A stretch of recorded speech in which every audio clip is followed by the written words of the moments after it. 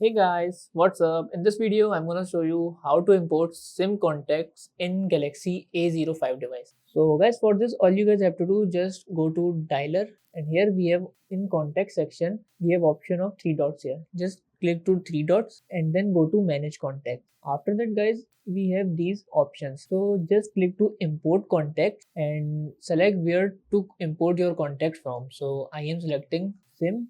If you want to select all contact, you can select all contact, and if you want to select any one contact, so just select any one contact. I am selecting this and then click to done.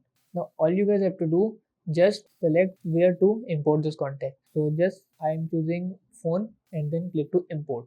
So as you see, contact added to your phone. This is how we can import the contact in Samsung Galaxy A05 device from SIM. That's it about the video. If this video helped you guys, kindly like the video and follow us for more tips and tricks. See you guys in the next video. Take care.